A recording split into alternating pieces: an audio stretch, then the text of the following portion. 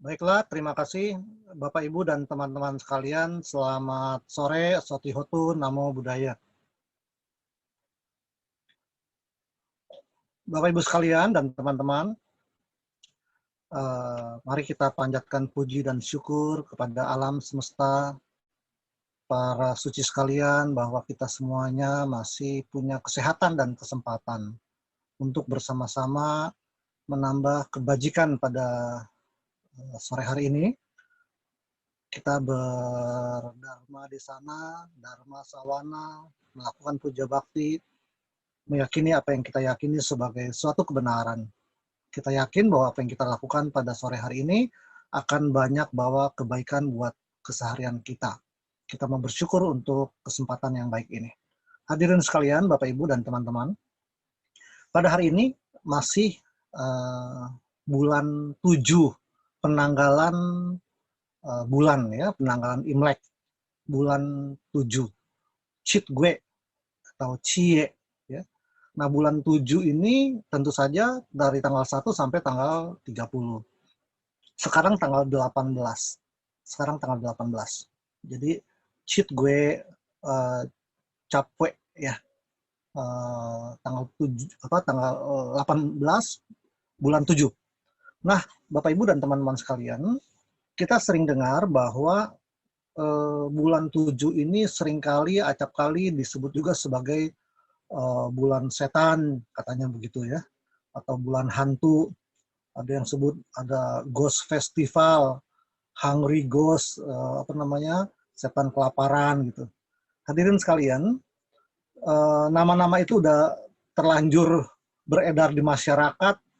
Saya nggak tahu yang mulai siapa, kepentingannya apa, tapi rasanya kita sebagai umat Buddha kayaknya rasanya nggak pas juga kalau kita bilang itu sebagai sembahyang setan, bulan setan gitu, ya. Kenapa? Karena yang kita sembayangi ini nggak semata-mata setan kelaparan dan arwah terlantar, ya. Karena pada bulan 7 ini ada dua momen, dua event yang punya makna berbeda. Yaitu bulan 7 itu antara tanggal 1 sampai tanggal 14 itu adalah sembahyang Citgue. Sembahyang Citgue untuk leluhur.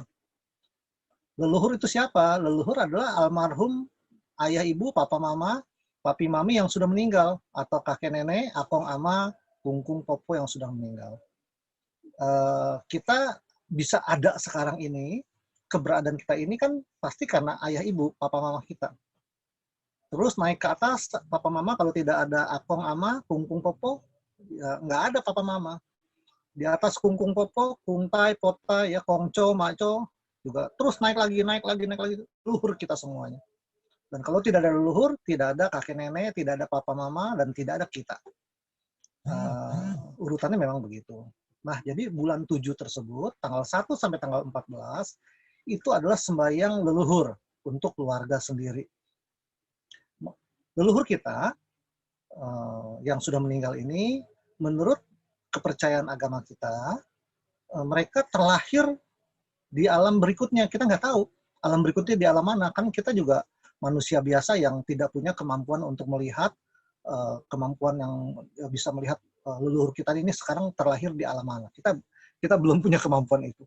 Kecuali memang para suci yang memang sudah mencapai tingkat kesucian tertentu gitu, ya. Ya, tentu saja kita berharap leluhur kita terlahir di alam yang baik. Ya, kalau alam baik itu alam yang mana? Salah satunya alam manusia, bisa di alam dewa, ya, alam di sorga. Sorga kan juga banyak macam. Sorga Tusita, sorga Tawa Timsa, macam-macam sorga. Nanti tanya sama Bante deh kalau yang lebih lengkapnya. Jadi ada alam yang tinggi, alam yang rendah. Bisa nggak leluhur kita terlahir di alam yang rendah?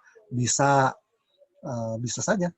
Alam rendahnya di alam setan kelaparan, atau di alam siksa yang penuh penderitaan, alam neraka, bisa saja. Kita nggak tahu. Atau di alam gentayangan, yang terlantar di alam alam halus yang biasa, begitu. Bisa juga. Atau leluhur kita terlahir menjadi manusia lagi.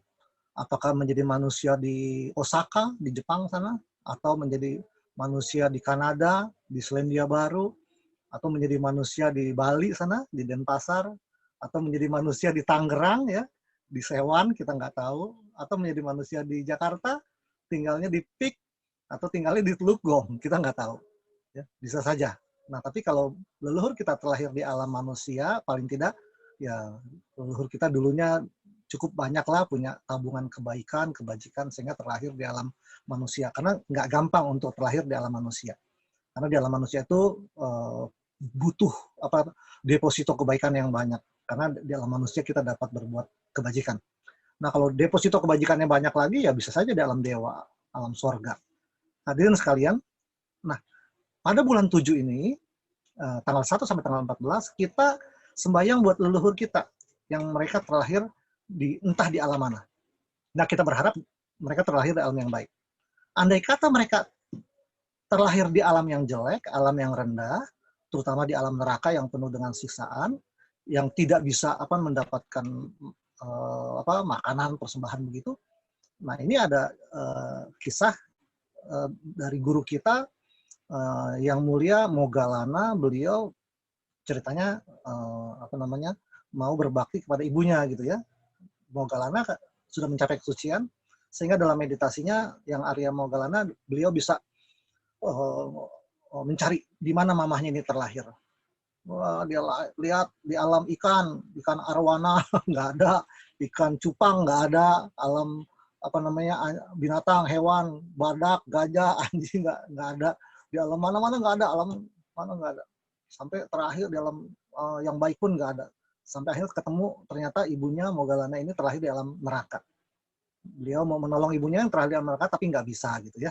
Kenapa? Memang ibunya harus menjalani penderitaan di alam neraka karena memang karma yang dilakukan oleh ibunya sendiri. Nah, lepas dari situ, usai meditasi, yang Arya Bhikkhu Moggallana ini bertanya kepada Sang Buddha. Sang Buddha bilang, ya jadi kalau nanti mau menolong ibunya, kesempatannya nanti bulan 7. Bulan 7 itu api neraka padam. Nah, pada saat itu boleh tuh tolongin leluhur atau orang tua yang terlahir di sana. Kenapa kok bisa padam? Karena kekuatan kesucian para suci dari 10 penjuru ini, baca parita, baca mantra, liam keng, nian ching, jadi api neraka padam. Nah, pada saat itu kemudian bisa menolong ibunya begitu. Ini dari kisah Moggallana. Nah, kemudian pada itu kejadian itu bulan 7. Ya, maka kemudian terjadilah asal usul cerita persembahyangan ulambana, ya, ulambana. Terus ada upacara penyeberangan arwah Chautu. Nah, kemudian agama Buddha dari India Utara ke India Selatan, lalu kemudian berkembang ke Tiongkok. Di Tiongkok, ternyata ketika agama Buddha berkembang di Tiongkok, ini di Tiongkok juga masyarakat Tionghoa di sana sudah punya kepercayaan juga yang mirip, yang sama, bahwa pada bulan 7 tersebut, ya, kepercayaan agama Tao, agama Konghucu, pada bulan 7 tersebut, itu api neraka juga padam. Jadi para makhluk yang terlahir di alam neraka ini mendapatkan penangguhan selama sebulan. Gitu. Yang mau nolongnya tuh orang tuanya, leluhurnya, segala macam gitu. Nah, akhirnya ternyata mirip-mirip nih ceritanya. Makanya kemudian agama Buddha yang berkembang di Tiongkok ini dengan agama Konghucu, agama Tao itu punya benang merahnya tuh, benang merahnya. Sehingga akhirnya orang Tionghoa yang menjalankan ritual ini ya bisa berbarengan bersama-sama. Kemudian kan orang Tionghoa mengembara, berdiaspora kemana-mana sampai ke salah satunya sampai ke Indonesia. Sejak kapan? Dulu orang Tionghoa di Indonesia kan sudah sampai di Indonesia ini sejak tahun 700 ya, zaman kerajaan Sriwijaya sudah ada pedagang-pedagang dari Tiongkok yang mencari rempah-rempah tuh di Palembang, Sumatera, kemudian ke Jawa. Jadi sejarah orang Tionghoa di Nusantara ini sudah 1000 tahun lebih, dan kepercayaan yang dibawa oleh orang Tionghoa, para leluhur orang Tionghoa ini yang sudah 1000 tahun lebih ini, pada bulan 7 ini ya upacara sembahyang leluhur, juga upacara sembahyang arwah terlantar. Nah, kapan? Tadi tanggal 1 sampai tanggal 14 itu adalah upacara sembahyang leluhur buat keluarga sendiri. Nah, di mana laksanakannya? Kalau buat keluarga sendiri, dilaksanakannya di rumah tua. Di rumah tua. Rumah tua itu di mana? Ya rumah papa atau mama, ya. Rumah papa Kalau mamanya meninggal di rumah papa, kalau papanya udah meninggal di rumah mama, kalau dua-duanya meninggal ya di rumah tua namanya ya. Atau rumah tuanya sudah dijual udah nggak ada, berarti di rumah kokoh atau kakak lelaki tertua. Kokoh laki tertua udah meninggal, biasanya sembahyang di kokoh nomor 2. Nomor 2 udah masih ada tapi udah pindah keyakinan nggak mau sembahyang, ya udah di kokoh nomor 3 gitu. Ceritanya begitu ya. Jadi anak lelaki itu memikul tanggung jawab untuk melaksanakan upacara persembahyangan keluarga. Pada bulan 7 tersebut, antara tanggal 1 sampai tanggal 14, silakan deh pilih, cari tanggal yang pasnya, kesepakatan keluarga, rapat deh, rundingan keluarga. Pak, boleh nggak di tanggalnya tanggal pas tanggal 1 bulan 7? Boleh. Ada yang bilang, kalau tanggal 1 bulan 7 pintu neraka belum dibuka atau baru dibuka, bukannya seuprit kecil, nggak bisa. Nggak juga. Jangan dipikirin sama dengan di kehidupan di dunia. Pokoknya tanggal 7 tanggal 1 bulan 7 itu pintu neraka sudah terbuka, ceritanya begitu. Nah, boleh kapan sembahyang? Boleh tanggal 1, tanggal 2, tanggal 3, tanggal 7 sampai tanggal 14 itu kesempatannya gitu ya. Nah, kalau sampai tanggal 14 nggak disembayangin, ini sembayangnya di rumah keluarga kokoh atau kakak lelaki tertua gitu ya. Kalau sampai tanggal 14 nggak sembayangin, biasanya kemudian tanggal 15 ini sudah mulai persembahyangan cioko. Nah, cioko itu atau sembahyang rebutan yang suka disebutnya sembahyang rebutan atau sembahyang rampas. Kalau di Sumatera, Kalimantan, Sulawesi sebutnya sembahyang rampas. Ya, sembahyang rebutan, cioko. Nah, ini juga seringkali disebut sembahyang arwah terlantar. Keng Ho Peng. Keng Ho Peng ini dilaksanakannya antara tanggal 15 sampai tanggal 30 bulan 7. Nah, ini tergantung pengurus kelentengnya, pengurus wiharanya, pengurus bio, pengurus kepekongnya ini maunya kapan nih? Boleh tanggal 15 sampai tanggal 30. Dilaksanakannya sembahyangnya biasanya bukan di dalam wihara, bukan di dalam kelenteng, ya, di dalam bio bukan, tapi di teras depan, halaman pelataran depannya. Di situ bikin altar, yang baru, altar yang tidak permanen. Itu altarnya ada Siti Garba, ya, ada Siti Garba, Tecong Ong Posat, ya, Tecong Ong Posat, Ticang Wang Pusat. Ada juga kalau nggak altarnya ada Taisuya, ya, Taisuya. Taisuya itu sebenarnya Taisuya itu sebenarnya penjelmaan dari Kuan Im Posat. Ya, Kuan Im Posat itu kalau kita lihat gambarnya, rupangnya atau patungnya itu biasanya Taisuya itu di atasnya ada di atasnya tuh ada rupang Kuan Im. Nah, itu jadi Kuan Im salah satu penjelmaannya adalah sebagai Taisuya. Itu Raja Neraka, ya, Raja Neraka. Itu altarnya itu. Atau ada lagi altar salah satunya dewa dari agama Tao, ya. Dewa dari agama Tao juga bisa. Yang dia ada 3 altar gitu di depan. Kemudian persembahannya itu ada banyak makanan-makanan juga. Banyak makanan-makanan. Nah, makanan-makanan ini kemudian selesai persembahyangan, siapa yang memimpin? Yang memimpin kalau ada suhu ya suhu, kalau ada bante ya bante, ya, kalau bante Theravada membacanya juga tentu saja dengan versi Theravada. Kalau dari suhu dari Mahayana dengan versi Mahayana. Kalau tidak ada bante, tidak ada suhu di satu kampung, satu daerah yang terpencil, siapa yang memimpin upacaranya? Ya mungkin Romo atau Ramani Pandita yang memimpin. Tapi kalau tidak ada pula, ya petugas kebaktian pengurus juga boleh memimpin. Jadi tidak harus yang memimpin itu suhu atau bante gitu ya. Baiknya memang iya, tapi kalaupun tidak ada, bukan berarti tidak bisa upacara tersebut dijalankan. Tetap bisa upacara tersebut dijalankan ya. Jadi itu bulan 7 2 event 1 sampai 14 di rumah. Nah, 15 sampai 30 itu di kelenteng, di wihara atau di tepekong, di teras depannya. Biasanya kemudian persembahan itu selesai sembahyang diperebutkan. Ya banyak fakir miskin, nggak cuma fakir miskin, orang kaya pun kadang-kadang berebut. Nah, itu katanya kata yang bisa ngelihat tuh ya, kalau yang berebut itu sebenarnya bukan orang tuh. Orang tersebut dipengaruhi oleh Mara, oleh setan yang kelaparan. Jadi ikut berebut, padahal dia orang kaya, ikut berebut juga gitu. Nah, hadirin sekalian Bapak Ibu, upacara ulambana ini atau cioko atau cautu jadi udah bercampur nih unsurnya dari Buddhis, Mahayana, dari Konghucu, dari Tao, udah ke blender dah ke mixer gitu ya, udah bercampur. Tapi intinya maknanya sama.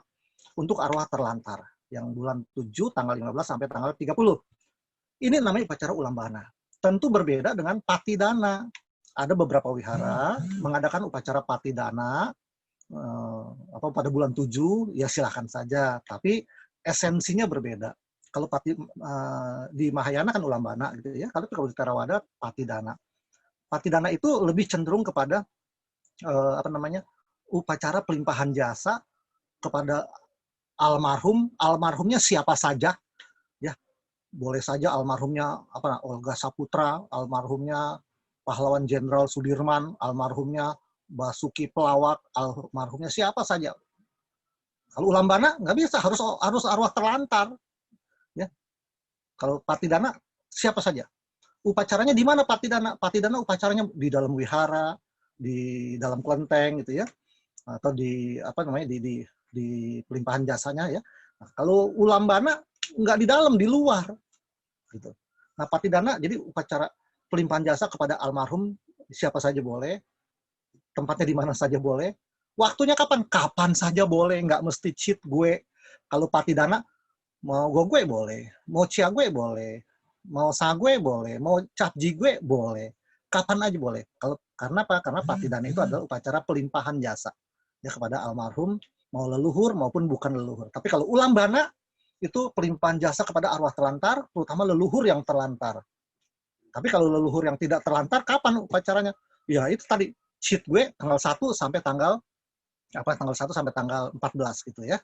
Nah, Bapak Ibu dan teman-teman sekalian, nah sekarang problemnya, persoalannya kita bertanya nih kepada diri kita sendiri. Memangnya orang tua lo yang almarhum terlantar? Memangnya kakek nenek, akong ama yang terlahir, yang dulu meninggal terlantar? Terlahir di alam neraka, sehingga perlu ditolong, diberikan persembahan. Coba deh bertanya kepada diri kita masing-masing. Kira-kira kakek nenek kita, akong ama, kungkung popo, papa mama yang udah meninggal, kira-kira terlahir di mana ya? Kira-kira aja gitu ya. Kita bisa kok mengira-ngira. Bisanya dari mana? Ya kan kita bisa lihat semasa hidupnya papa mama, kakek nenek, akong ama kita ini, beliau ini hidupnya gimana? Menjaga sila atau tidak? Menjalankan apa namanya, dharma atau tidak? Bagaimana sikapnya kepada anak-anak, kepada family, kepada saudara, kepada cucu, kepada tetangga kiri kanan, rajin berderma, berdonasi apa enggak, dermawan apa enggak, murah hati enggak, ya kan kita bisa lihat. Kalau dia Popo orangnya rajin lu, dia mah kalau cai cap gue pasti cai nggak pernah lepas. Bahkan ini udah 5 tahun terakhir dia cai terus-terusan. Satu, kedua, kalau apa namanya, setiap ulang tahun sering function gitu ya. Kalau pas hari raya, Waisak, Asada atau Sincia atau kapan aja hari raya ini sering apa bawa sumbangan nasi bungkus ke panti asuhan. Terus kemudian itu warung di depan yang apa kelihatannya warungnya sepi tapi dia nggak bukan orang mampu, sering dikasih apa dia sumbang ya, ceban, noban. Popo mah orangnya, walaupun dia nggak bisa baca ya, tapi sering berdana, silanya juga bagus, ngomong sopan, santun, mulutnya nggak comberan gitu. Nah, kalau kita tahu popok kita atau akong kita orangnya baik, masa iya terlahir di alam neraka, alam jelek? Enggak dong. Ya pasti beliau terlahir di alam yang baik. Sehingga kalau gitu upacara bulan 7 tersebut bukan upacara setan. Masa popok kita setan, akong kita setan, papa mama kita setan? Enggak dong. Mereka bukan arwah terlantar. Kita juga nggak tahu mereka terlahir di mana. Semoga aja mereka terlahir minimal di sorga atau kalau bisa di alam dewa. Nah, jadi bulan 7 tersebut bukan upacara setan, bukan upacara apa namanya hantu kelaparan, tapi tanggal 1 sampai tanggal 14-nya adalah upacara leluhur, sembahyang leluhur. Tanggal 15 sampai tanggal 30 memang upacara arwah terlantar. Tapi yang terlantar siapa kita nggak tahu. Ya kita berdoa aja. Biasanya kalau kita sumbang ke wihara, ke kelenteng, misalnya beras 5 kilo atau 1 karung atau dana 50.000, 100.000, ini kita berdana atas nama leluhur ya, leluhur almarhum keluarga Lau gitu. Leluhur keluarga Lim, leluhur keluarga apa namanya Tan, ya kita sebutin gitu aja. Kan kita nggak tahu leluhur kita yang mana. Kalau yang kita kenal kan leluhur kita paling cuma sampai akong ama ya, kongco, maco atau kungkung, popo, kungtai, potai. Di atas itu kita udah nggak kenal. Udah kita sebutnya leluhur keluarga Bong, leluhur keluarga Huang, ya leluhur keluarga Yap, kita sebutnya begitu aja. Kalau kita mau berdana di acara Cioko atau Ulambana tersebut. Tapi kalau di rumah ya kita bikin persembahyangan. Bapak Ibu dan teman-teman sekalian, sekarang udah tanggal 18 bulan Citwe, jadi kalau upacara persembahyangan leluhur di rumah ya sebenarnya udah lewat. Kalau kita mau sembahyang udah lewat ya. Tapi boleh nggak kalau mau tetap sembahyang? Ya boleh juga, nggak ada yang larang gitu ya. Tapi sebenarnya kalau leluhur sembahyang leluhur sampai tanggal 14. Ya, kita mau berdana di wihara atau kelenteng yang mengadakan persembahyangan ulambana, boleh kita berdana di sana. Nah, hadirin sekalian, saya secara khusus pada hari ini ingin menyampaikan tentang sembahyang cheat gue yang di rumah nih, walaupun udah lewat waktunya, nggak apa-apa dah. Jadi ini pelajaran buat nanti tahun depan kita jadi lebih paham, lebih mengerti gitu ya.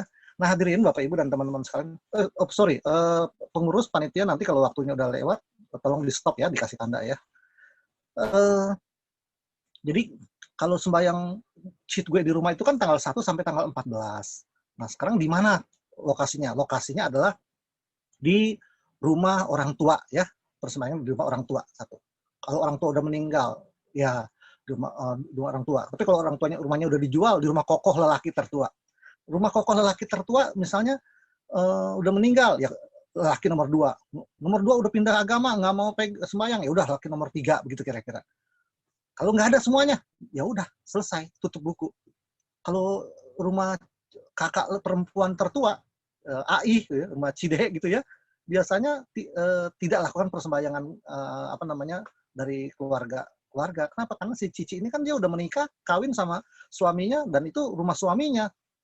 Sehingga si II ini mengurus meja abu atau altar dari suaminya, keluarga suami. Karena kita kan kebanyakan kalau orang Tionghoa itu patrilineal. Nah, andai kata ada kokoh lelaki, kakak lelaki semuanya udah nggak ada yang ngurus, udah. Jadi yang perempuan mau sembahyang boleh nggak? Boleh. Bukan nggak boleh, boleh. Tapi kalau mau sembahyang di rumah, yang AI ini, yang perempuan ini, patutnya ya minta izin dulu, ngomong sama suami, sama yang laki, mau sembayangin papa mama nih di sini boleh nggak? Ya mestinya sih suami yang baik bilang oke, nggak apa-apa deh di sini, walaupun sebenarnya kalau AI ini nggak punya kewajiban, karena kalau udah anak laki ada habis ya udah tutup buku, selesai gitu ya. Kalau tetap mau disembayangin juga itu tadi di rumah AI boleh, kalau diizinkan oleh suami. Atau kalau enggak di rumah ya udah sembayangnya di dulu dibakar, dilepas, dilarung di Ancol, atau di Cilincing. Ya udah di sana di pantai sembayangnya gitu ya. Atau kalau jauh dari pantai, dari laut, ya udah di tepi sungai, di mana sungai. Atau kalau tidak ada juga, ya udah ke wihara juga boleh. Tapi ngomong-ngomong, jangan nggak ngomong-ngomong. Di wihara bilang sama pengurus, ini saya mau pelimpahan jasa nih buat almarhum siapa, kakek, nenek, papa, mama, terserah. Bisa nggak pengurus? Nanti kalau kebaktian, pada saat penutupan kebaktian, nah kan baca etawata tuh. Di etawatanya disebut nama almarhum. Ya, yang etawata itu loh, yang kalau abis etawata kan akasata ya. Akasata cabumata, dewa naga mahidika, punyang tang anu modit wa, cirang rakhantu sasanang gitu ya. Cirang rakhantu desanang, cirang rakhantu no guru. Nah, yang kemudian cirang rakhantu almarhum Lim Kim Ho misalnya. Ya, atau cirang rakhantu mendiang Yulianti Wijaya, boleh saja gitu kita sebutin. Nah, terus kemudian kalau kita numpang izin di wihara, pelimpahan jasa pada buat sembahyang citwenya itu, ya kemudian ya mungkin kita beli paket hemat, hoka bento, diberikan kepada teman-teman umat yang kebaktian pada hari itu, boleh saja gitu. Jadi itu bisa dilakukan di situ. Kalau misalnya dilakukan di rumah, gimana caranya? Ya bikin altar darurat. Altar darurat itu boleh meja makan, boleh meja tulis, boleh meja tamu.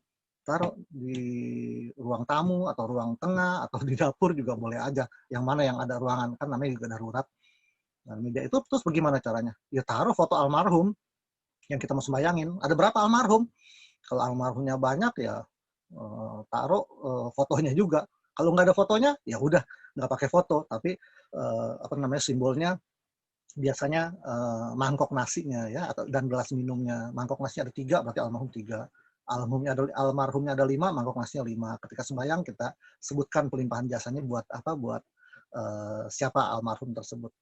Romo kan itu sembahyang begitu kan kalau almarhumnya 5 repot dong, makanannya banyak. Ya kalau punya duit, makanannya banyak, persembahannya banyak, silahkan. Jangan ngaku miskin. Punya duit ngaku miskin, ntar beneran miskin loh. Jangan. Kalau memang punya duit silahkan. Ya bikin, kalau mejanya nggak cukup 1 meja, bikin 3 meja, 4 meja, 5 meja penuh, nggak apa-apa kalau memang punya duit. Toh ntar makanan juga buat kita juga yang makan semuanya ya kan. Tapi kalau tidak ada uang yang cukup, ya 1 meja ini walaupun 5 almarhum, bisa saja kita beli paket hemat aja, paket hemat McD atau paket hemat apa namanya Hokben, atau kalau nggak nasi campur kacamata tuh 5 box gitu ya. Taruh, selesai. Atau kalau mau hemat lagi, ya di warteg juga bisa bikin paket hemat ya, paket hemat warteg, nasi rames gitu kan, 5. Mau pakai buah nggak? Ya kalau ada buahnya cukup apa banyak cukup boleh. Kalau nggak ada ya beli buah campur di tukang buah, 1 bungkus buat rame-rame. Air minumnya gimana? Ya aquacup banyak, taruh aja 5 aquacup di situ. Kemudian lilin kiri kanan, pendupaannya 1 dupa bisa buat beramai-ramai. Dupanya itu 1 boleh gitu ya. Pakai apa pendupaannya? Aqua gelas yang kosong, sobek, buang airnya, isi pakai beras. Atau kalau nggak isi pakai tanah, atau abu dapur, buat tancepin hiu. Jadi selesai. Kalau memang ada niat mau sembahyang di rumah, boleh bisa begitu. 1 hiolo itu untuk 5 almarhum boleh. Hiolonya itu kalau sembahyang per orang, setiap orang yang sembahyang, hionya 2 batang. Ya, kenapa 2 batang? Ya, 2 itu adalah simbol untuk manusia biasa, karena leluhur kita, orang tua kita, kakek nenek ini bukan dewa, bukan bodhisatwa. Walaupun mungkin dia jadi dewa keluarga kali ya, tapi tetap bukan dewa dalam artian umum, sehingga hionya sebenarnya 2 batang. 2 batang itu artinya yin yang, im dan yang, jadi manusiawi. Kalau hionya 3 berarti dewa itu, atau bodhisatwa, atau sembahyang kepada Buddha ya, kepada makhluk apa orang suci itu 3. Artinya tian tiren, tian te jin, langit, bumi, dan makhluk satu kesatuan. 3. Nah, itu dupanya hilonya. Warna apa? Tentu saja warna merah. Ya, warna merah. Kecuali baru berkabung, baru meninggal, hionya baru meninggal, hionya warna hijau batangnya. Kapan batang hijau diganti dengan batang merah? Ya, tergantung keluarga mau menetapkan masa berkabungnya berapa lama. Ada keluarga yang menetapkan masa berkabungnya 3 tahun. Bagus. Kalau memang apa namanya semuanya sepakat, dirapatkan saja. Yang penting apa namanya kesepakatan bersama. 3 tahun. Pantasnya memang 3 tahun. Kenapa 3 tahun? Kan kita juga kalau manusia baru lahir, setelah 3 tahun disapi sama orang tua. Ya. Belum 3 tahun, belum bisa disapi orang tua. Kenapa? Belum bisa makan yang keras-keras, ya masih di pupnya juga masih dibantuin, masih minum susu, kadang-kadang setahun 2 tahun juga masih asik mama ya. Jadi pantasnya 3 tahun. Tapi ada sekarang orang bilang repot berkabung 3 tahun nggak sempet, udah setahun aja dah. Ya udah silakan setahun. Nah terus kemudian ada lagi yang bilang repot setahun berkabungnya 100 hari aja. Silahkan. Mau berkabung 49 hari juga silahkan, 7 hari juga silahkan. Atau setelah dibakar selesai nggak ada lagi berkabung juga silahkan. Tapi masa iya sih tega banget. Baru selesai kubur, gue udah nggak berkabung, udah bebas gue. Ya nggak gitu juga deh. Jadi sebenarnya sih berkabung 3 tahun santai aja, nggak usah terlalu repot dipikirin gimana. Maksudnya berkabung itu apa sih? Maksudnya berkabung itu kita prihatin. Ini masih orang tua baru meninggal, jangan pakai baju warna merah, orange, kuning ya. Pakai bajunya yang warna-warna yang adem deh, putih, apa namanya, baju warna biru, abu-abu, kan banyak warna-warna hijau, oke. Itu hijaunya warna hijau. Kalau udah selesai warna merah gitu. Hadirin sekalian, Bapak Ibu, teman-teman, kalau sembahyang leluhur ini tentu saja selesai kita sembahyang pakai meja darurat di rumah. Kalau saya sih di rumah bukan nggak meja darurat, meja permanen. Meja permanen. Ini di gambar yang di slide ini abu leluhur keluarga saya di atas, paling atas itu akong sama terus kedua papa mama, yang di tengah-tengah agak rendahan sedikit itu adik saya, dia belum menikah tapi udah meninggal, ya udah kita ingat, kita sembayangin gitu ya. Dan dulu fotonya gede-gede, terus kemudian saya resize kecilin supaya simple gitu. Dulu hionya ada 5 hiolo. Waduh, 5 hiolo, satu orang sembayang 2 5 kali 2 jadi ada 10. Satu orang 10 tuh. Kemudian anggota keluarga berapa banyak. Wah, rumah jadi ngebul kayak tepekong. Akhirnya waduh, nggak sehat nih. Udah deh, saya sembayang kepada leluhur, ya berdoa, mohon maaf nanti mulai cengbeng tahun depan hiolonya diringkesin deh jadi 1 aja ya. Akong ama papa mama nih adik juga supaya ngerti. Kenapa? Kalau nggak ngebul rumah, kalau nggak nih rumah jadi apa namanya karbon dioksida, jadi nggak sehat.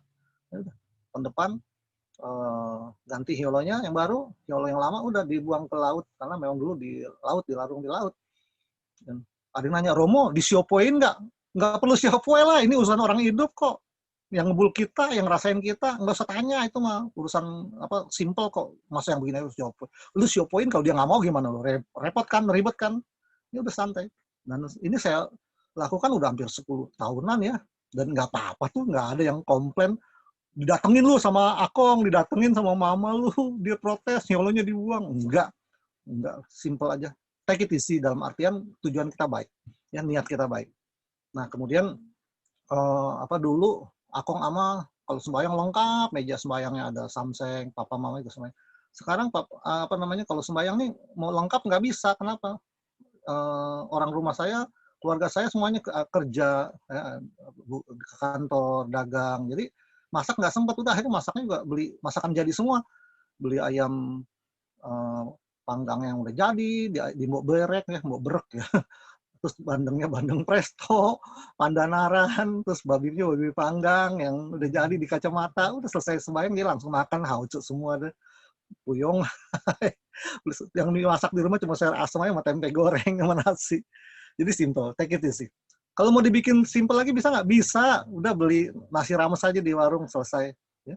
Atau hokben satu paket begitu selesai. Boleh. Bukan nggak boleh. Oh papa mama senengnya sushi teh. Ya udah belinya sushi teh. Paket hematnya ada kok. Beli. Nggak apa-apa gitu ya.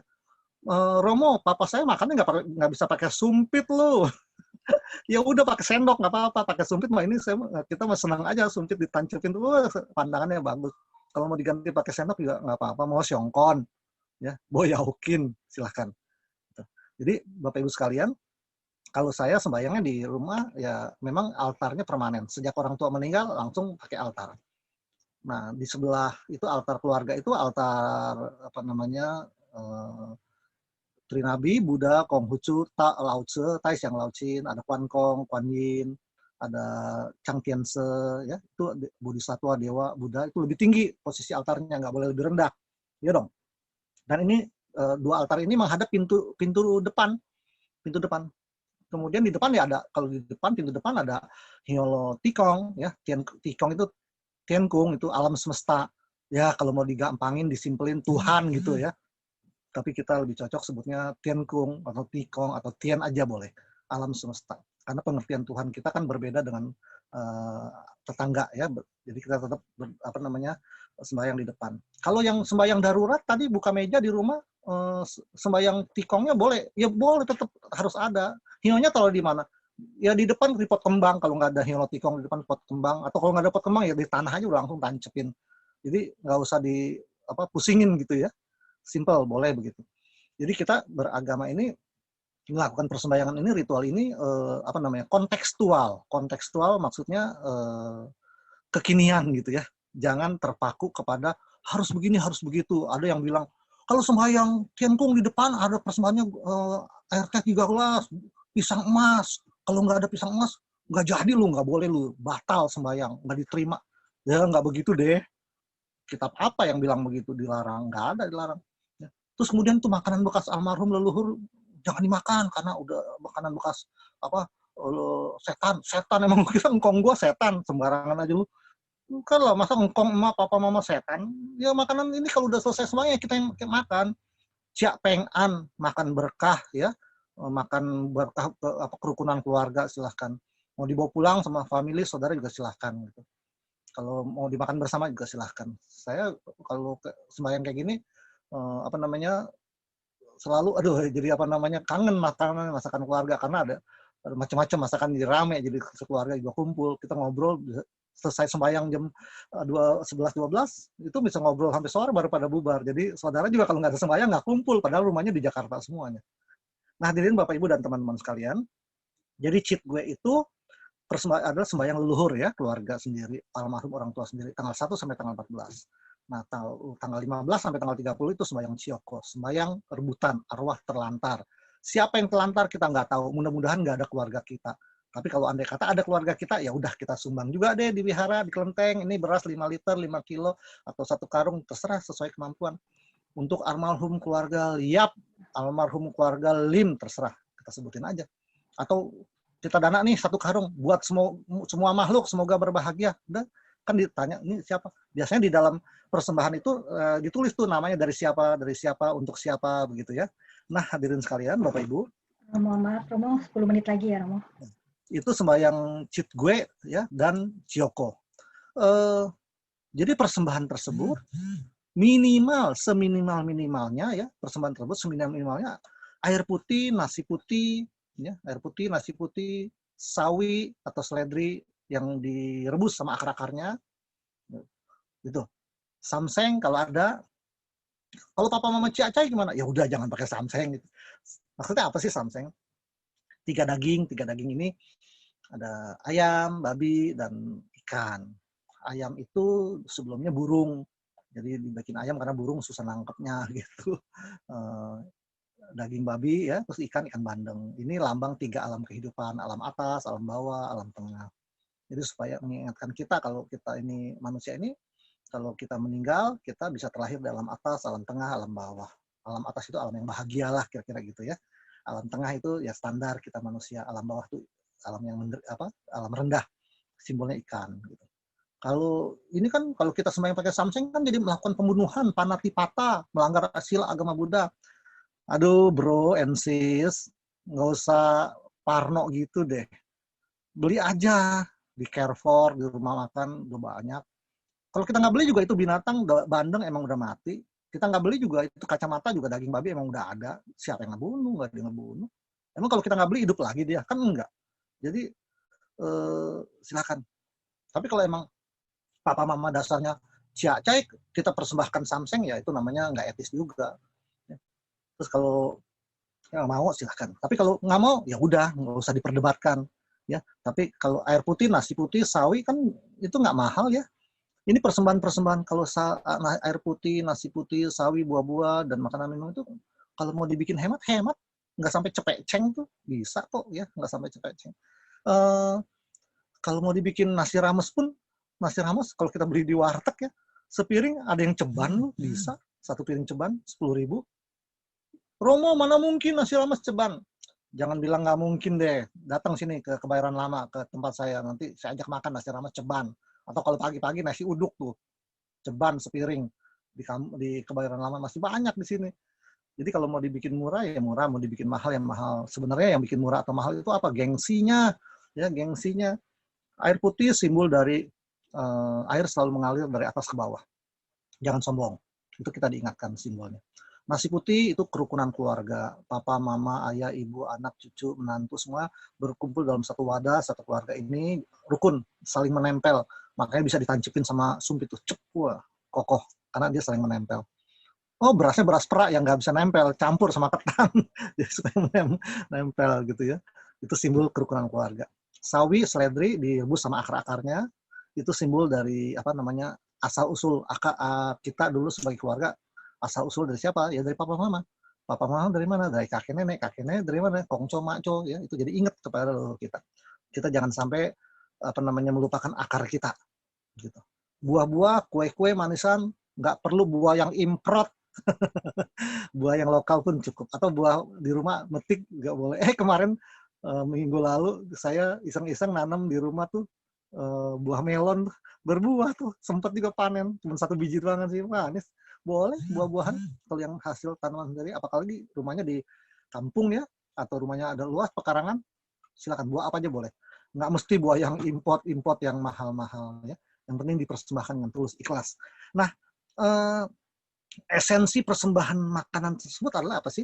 Esensinya persembahan itu esensinya adalah untuk menunjukkan rasa hormat kita kepada leluhur. Ya, rasanya tuh nggak penting. Kalau rasa kan relatif ya. Dia senang manis, dia senang pedas, atau sama-sama ini masakan apa? Kue tiaw jangkung. Si A bilang enak, si A bilang nggak enak. Si P bilang biasa aja. Padahal sama aja kan kue tiawnya kan. Dia rasa itu sangat relatif. Rasanya nggak diutamakan. Yang penting semangatnya. Ya, semangatnya apa? Untuk menunjukkan rasa hormat kepada siapa? Leluhur. Juga kalau sembahyang kan kita sebut ya, akong namanya siapa, ama namanya siapa, papa mama namanya siapa. Setelah disebut nggak usah ngomongnya papa mama, akong ama, papa mama datang ya makan. Makan. Emang mereka manusia bisa makan makanan itu? Enggak lah. Mereka kalau mereka terlahir di alam halus, mereka bisa datang lihat yang lihat doang. Dalam dewa yang lihat aja, mereka senang kita berbakti, menunjukkan rasa hormat kita. Tapi kalau makan enggak. Ada orang bilang sarinya disedot loh. Dia lebay, sarinya disedot, emang apaan sarinya disedot? Ntar Indomaret sama Alfa tuh semua hypermart disedot sarinya. Ntar kita beli kornet nggak ada rasanya loh. Beli apa namanya sirup nggak ada rasanya, beli kecap nggak ada rasanya. Karena apa? Mereka bisa masuk disedot sarinya. Ya. Nah upacara sembahyang itu jadi untuk apa sih? Upacara sembahyang itu untuk kita mengucap syukur, menyampaikan pengharapan, bersyukur bahwa kita bisa melanjutkan kehidupan sampai hari ini. Ya, kita berharap semoga papa mama, akong ama di alam yang sekarang ini terlahir di alam yang baik, mendapatkan jalan yang terang, mendapatkan kebahagiaan. Kita berdoa itu, sampaikan doa kita itu. Ya. Jadi jangan lupa untuk terus bersyukur. Next, bahwa semua persembahan tersebut wajib disediakan sesuai dengan kemampuan keluarga. Ya. Jadi semua persembahan itu sebenarnya wajib disesuaikan dengan kemampuan keluarga. Kalau keluarga mampu terus belaga miskin, nggak mau menyesuaikan, ntar miskin beneran loh. Nggak usah sok miskin deh. Ya. Jadi silakan disesuaikan. Ya, sesuai dengan kemampuan keluarga. Jadi kenapa? Atau ujung-ujungnya yang makan juga kita juga. Menghemat-hemat sembahyang juga nggak bakal jadi kaya raya. Ya, sesuai kemampuan aja. Tapi juga jangan mubazir gitu ya, jangan mubazir. Nah, bahwa semua yang kita lakukan itu semata-mata adalah untuk penghormatan kepada orang yang memang patut kita hormati. Orang tua dan leluhur adalah termasuk mereka yang patut dihormati. Dan kalau kita melakukan penghormatan kepada yang patut dihormati, moga-moga itu akan menjadi berkah utama buat kita. Ya. Dan banyak petunjuk-petunjuk dari guru kita, Sang Buddha, bahwa apa yang kita upacara-upacara persembahyangan tersebut itu tidak melanggar kaidah-kaidah agama Buddha gitu ya, tidak melanggar dharma gitu ya. Dan yang jelas juga tadi tidak melanggar Pancasila. Tidak melanggar Pancasila. Kenapa? Ya kan memang ya kalau misal gini, zaman dulu akong ama saya kira-kira waktu 40-50 tahun yang lalu, akong ama kalau bikin sembahyang itu betul-betul potong ayam dia. Ikannya ambil di empang, di kolam, dipotong. Ayamnya juga dari kandang sendiri dipotong. Itu membunuh, iya membunuh. Ada karmanya? Ada dong. Baik apa buruk? Ya buruk. Nah, gede apa kecil? Kecil. Kenapa kecil? Kan tujuannya bukannya buat penganiayaan, buat niat yang jelek. Niatnya untuk persembahyangan. Nah, kemudian aku ama saya meninggal, papa mama saya dia tidak lagi ambil dari kebun sendiri, dari empang sendiri, tapi beli di pasar. Tapi tetap membunuh. Tapi setelah papa mama saya meninggal, istri saya dia tidak lagi beli yang hidup di pasar, udah beli yang matang karena di restoran karena dia nggak bisa masak gitu ya. Simpel, jadi nggak ada yang dibunuh. Karena kita nggak beli juga itu ayam panggang nggak bakal hidup lagi. Ya. Nah, hadirin sekalian Bapak Ibu, jadi kalau sekarang persembahyangan Citwe udah lewat, sekarang udah tanggal 18. Kalau yang masih mau melakukan sembahyang buat leluhur, karena tadi siang aja masih ada yang tanya, Romo, saya telat nih mau sembahyang, boleh nggak? Ya boleh aja sih, silahkan aja deh, daripada enggak gitu kan. Tapi kalau bagusnya nanti sebelum Capgo ya, sembahyang buat leluhur. Kalau udah lewat Capgo, kita dana ke wihara aja deh, ke Kelenteng atau ke Tepekong, ke Bio yang mengadakan Cioko atas nama leluhur almarhum keluarga kita. Semoga keluarga kita mendapatkan jalan yang terang, senang melihat kita berbuat kebajikan, sehingga kalau leluhur kita ini senang melihat kita berbuat kebajikan, dia juga mendapatkan pikiran yang baik, pikiran yang positif. Dengan pikiran yang positif, mereka juga akan berbuat kebajikan yang sama. Saya cukupkan sampai di sini. Selamat sore. Sotihotu, Namo Buddhaya. Sotihotu, terima kasih banyak, Romo. Selanjutnya adalah sesi tanya jawab karena keterbatasan waktu kami persilakan untuk Bapak Ibu yang ada di sini untuk bertanya dengan mengklik raise hand di sana, nanti akan bisa bertanya secara langsung. Sambil menunggu, Romo, saya bacakan ada pertanyaan yang masuk. Ya. Selamat sore Romo, Namo Buddhaya. Kalau di tradisi Tionghoa, bakar kincua atau kertas sembahyang itu punya arti simbol apa ya? Minggu lalu tetangga saya sudah pada bakar kincua. Dulu mama saya juga melakukan itu. Tapi karena sekarang mama saya sudah tidak ada, saya hanya pati dana di wihara saja. Karena tidak mengerti tradisi. Apakah tidak apa-apa? Terima kasih Romo, itu pertanyaan pertama. Ya, nggak apa-apa Bu, nggak apa-apa. Ya, nggak bakar nggak apa-apa. Tapi kalau mau bakar pun juga bagus. Bagusnya apa? Pertama, kalau yang dibakar itu ada dua macam. Ya, kalau sembahyang leluhur yang dibakar itu namanya gincua. Gincua itu kertas perak. Ya, kertas peraknya boleh digulung, membentuk kayak koin emas, kayak batu bulat gitu. Bisa juga tidak digulung, lembaran-lembaran biasa. Itu gincua, kertas perak. Itu untuk sembahyang leluhur almarhum. Satu lagi kimchua. Kimchua itu kertas emas. Kertas emas itu untuk sembahyang dewa, bodhisatwa, ya. Kalau udah selesai sembahyang, bakar kimchua. Kimchua artinya kertas emas. Lalu yang kecil kotak, yang gede namanya tuakim. Ini dialek Hokkien ya, tuakim. Bukan tuakim istrinya tuaku ya, tuakim. Jadi kimchua atau tuakim atau siukim ya. Nah, ini kertas emas. Biasanya ini ada yang tulisan doanya ada Taipiciu, Tapeicho. Ya. Ini dua kertas ini adalah simbol untuk pertanda bahwa sembahyang udah selesai. Ritualnya terus bakar itu. Ada yang orang bilang kirim duit, kirim duit. Emang di alam sana pakai duit? Enggak lah, bukan pakai duit. Ini simbol upacara udah selesai dibakar itu. Nah, dulu bakarnya banyak-banyak. Sekarang kalau bakar banyak, tetangga komplain karena rumahnya rapat-rapat, deket-deket ya, apalagi kalau di perumahan, apalagi kalau di apartemen. Waduh, bakar-bakar bisa bahaya loh.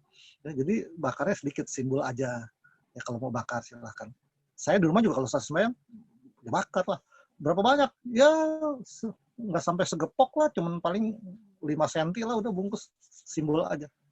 Selesai sembahyang, bakar, udah selesai udah usai sembahyangnya.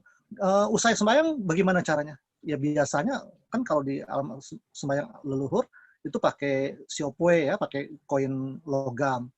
Kalau di kelenteng, siopoenya pakai ada koin siopoean juga tuh yang di kelenteng. Nah kalau udah di siopoein selesai ya udah kita bakar, terus kemudian daun seledri atau daun sawi yang direbus tadi tuh pembakaran udah selesai, itu diademin pakai itu, dibuang situ udah, tandanya upacara selesai. Gitu Bu. Ya. Oke, terima kasih Romo. Ini ada pertanyaan selanjutnya nih Romo. Kalau saya nggak ikut sembahyang leluhur bagaimana? Tapi kakak dan adik saya sudah sembayangin mama dan papa saya. Apa efek buruk atau negatifnya ke saya? Tolong penjelasannya. Pertama kalau dibilang efek buruk, efek negatif ya nggak ada gitu ya. Cuma kalau kita nggak sembahyang kepada orang tua, rasanya gimana ya? Kita memutus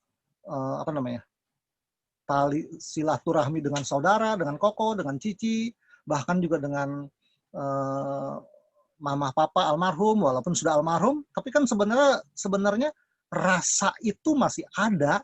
Jadi kita jangan memutus, rasa itu tetap masih ada. Almarhum papa mama kita walaupun dia terlahir di alam yang lain, sekarang kan kita nggak tahu. Tapi kalau kita sering mengirimkan doa kepada leluhur dan kemudian masih menyambung rasa, itu secara spiritual almarhum di alam lain juga dia tetap akan masih punya punya pertalian dengan kita sampai suatu ketika kalau kita memang kita terus berkomunikasi baik, walaupun dia lahir di alam dewa, alam syukur-syukur di alam dewa ya, alam manusia, dia juga akan menerima tuh kebaikan yang sama, kesenangan yang sama. Bisa jadi juga dia mendoakan semoga anak cucu saya yang dulu saya tinggalin juga berada di alam yang bahagia. Nah ini ceritanya panjang. Jadi ceritanya panjang maksudnya apa? Bagaimana bisa nyambung tuh? Bisa nyambung. Bisa nyambung. Kita juga sadar, kita kan sebelum lahir ini kita sebelum jadi apa, kita juga boleh mendoakan anak cucu kita yang dulu.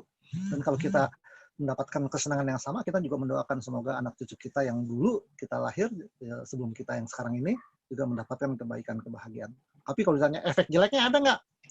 Ya jeleknya sih nggak ada. Tapi kalau kita bersikap seperti itu, berarti kita bersikap apa namanya? Melupakan akar kita, melupakan fondasi kita. Dan menurut saya kalau kita melupakan fondasi kita, lama-lama ya apa namanya? Fondasi keimanan, kejiwaan, spiritual kita juga bisa goyang. Demikian, Bu. Oke, terima kasih Romo. Ini ada beberapa pertanyaan juga yang masuk. Kami membacakan pertanyaan berdasarkan yang sudah masuk ya, Romo. Silakan. Namo Buddhaya, Romo. Saya bekerja di Belitung Timur dan di tempat kerja saya banyak kuburan yang tidak terurus. Apa yang harus saya lakukan? Itu pertanyaannya, Romo. Silakan. Nah, kalau kebetulan di sana banyak kuburan yang tidak terurus, tidak lakukan, ya sebenarnya ini karma buruknya si almarhum itu sendiri kali ya. Dia mungkin dulu sama si anak cucunya nggak terlalu dekat atau gimana, sehingga anak cucunya sekarang nggak ngerawat. Satu. Kedua juga, karma buruk anaknya sendiri yang nggak merawat. Nah, kita kan bukan anak cucunya, kita orang lain. Tapi kalau melihat kejadian seperti itu, alangkah baiknya juga kalau memang kita ada rezeki yang cukup. Nah, pada saat Cioko ini kita ikut sembahyang, kita limpahkan kepada apa namanya, semua makhluk yang terlahir di alam yang tidak baik yang ada di sini, semoga menerima pelimpahan jasa ini, semoga kalian semuanya berbahagia, ini dipersembahkan buat kalian semuanya gitu. Jadi atau apa namanya, ketika kita doanya di sana ada wihara, ada kelenteng, kita ikutan Cioko gitu ya, kita sumbang misalnya beras 5 kilo atau 1 karung gitu ya, terserah tergantung kemampuan. Atau kita datang ke dekat kuburan situ, yang situ kita bagiin nasi bungkus atau bagiin apa namanya sepaket sembako kalau ada rezeki kepada fakir miskin yang ada di sekitar situ, sambil berdoa pelimpahan jasanya kepada para apa namanya almarhum yang terlahir di sini, apa yang dikubur di sini, semoga mereka semua berbahagia. Kita bikin pelimpahan jasa aja, bagus. Kalau bisa ya baca minimalnya apa Tapecho atau Kawang Kwan Si Incing boleh, Karania Metasuta boleh, terus ditutup sama Etawata. Thank you, Bu. Oke, baik Romo.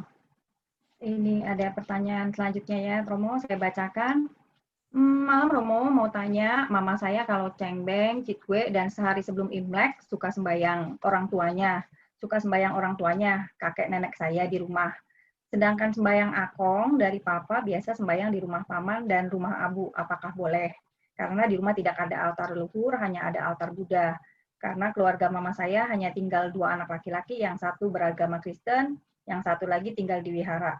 Jadi tidak ada tempat tinggal sendiri yang memungkinkan sembahyang leluhur. Terima kasih Romo. Itu pertanyaan. Bu, jadi gini, kalau memang tidak ada altar leluhur, tidak ada altar apa namanya di rumah tua tidak ada, di rumah kakak laki tertua tidak ada, tinggal mama sebagai anak perempuan tapi juga mau sembahyang kepada leluhur, tadi bisa di rumah abu, bisa di wihara, atau bisa di apa namanya di laut ya, atau di rumah sendiri juga bisa. Itu tadi mejanya bongkar pasang ya, meja darurat. Nah, misalnya kemudian mau sembahyangnya di rumah juga boleh, tapi mesti minta izin dulu, persetujuan dari papa, dari suami, karena biar gimana itu kan bukan dari keluarga suami. Sebagai istri dia kan udah ngikut suami, ikut secara patrilineal, nggak ada kewajiban. Dan ini dia yang apa namanya leluhurnya ini nggak ada anak laki yang ngurus juga, ya secara nggak langsung juga karmanya dia sendiri, nggak ada anak laki ya udah selesai, nggak ada yang sembayangin. Makanya kemudian ada sembayang Cioko, ada sembayang arwah terlantar gitu kan. Tapi kan leluhur itu juga belum tentu terlantar, bisa jadi juga jadi orang bahagia di alam yang bagus, bisa juga di alam dewa, kita nggak tahu. Nah, tapi kalau mau sembayangin boleh, silakan. Gitu. Terus kemudian kalau di keluarga lelaki kan juga udah ada sembayangnya, ya lanjutkan aja. Silakan. Oke, baik Romo. Ini pertanyaan terakhir Romo, karena waktunya sudah ini. Romo, jika sembahyang bulan 7, perlukah menyediakan pati mate congong? Dan perlukah membakar jubah naga untuk 10 raja neraka dan utusannya? Wah, berat ya. Ini yang terakhir. Ini yang terakhir, Romo. Jadi kalau kita sembahyang di rumah sendiri, itu kan sembahyang kepada arwah leluhur, almarhum leluhur ya dari keluarga kita. Sembahyang biasa saja, ada 2 hiolo. Hiolo pertama, hiolo tikong, tiankung di depan pintu rumah. Kalau tidak ada itu di pot kembang di depan boleh, atau di tanah boleh, itu satu. Kedua, sembahyang leluhur di rumah, hiolonya. Hiolonya boleh permanen, boleh tidak permanen, boleh gelas, silahkan. Tapi kalau altar permanen ya hiolo beneran ya. Itu tanggal 1 sampai tanggal 14. Nah, setelah jadi tidak perlu menyediakan pratima Tai Chong Ong atau Tai Suya ya, Tai Suya gitu nggak perlu karena di rumah kan sembahyang leluhur. Nah, yang menyediakan altar atau pratima Tai Chong Ong itu atau Tai Suya itu adalah kalau sembahyang Cioko arwah terlantar di wihara atau di kelenteng. Kenapa? Karena Tai Chong Ong atau dari Buddhis Tai Suya ini dari sebagai raja neraka ini adalah kan eliminasi dari Kuan Yin ya, jadi termasuk manifestasi dari Kuan Yin ini kan sebagai penguasa neraka ya, penguasa neraka. Jadi Kuan Yin ini berwujud seperti itu sehingga memerintah mereka yang terlahir di alam neraka. Perlu tuh kalau di wihara atau di kelenteng, di Tepekong ya, dan itu biasanya persembahyangannya di depannya altar itu pratimanya ya, kemudian ada persembahan, kemudian nanti dibakar. Terus kemudian tadi 10 naga, replika 10 naga. Kalau di rumah ya nggak perlu. Kalau di kelenteng, di wihara macam-macam, tergantung wiharanya. Ya, ada pratima apa, ada perahu, ada perahu buat penyeberangan yang dibakar, macam-macam, ada koper, ada macam-macam ya. Kalau di wihara, setiap daerah beda-beda. Jadi nggak bisa dipukul rata sama juga tuh. Di Bagan, di Pontianak, di Singkawang, di Jakarta, di Jawa bisa berbeda. Jadi rame. Ya demikian ya Bu.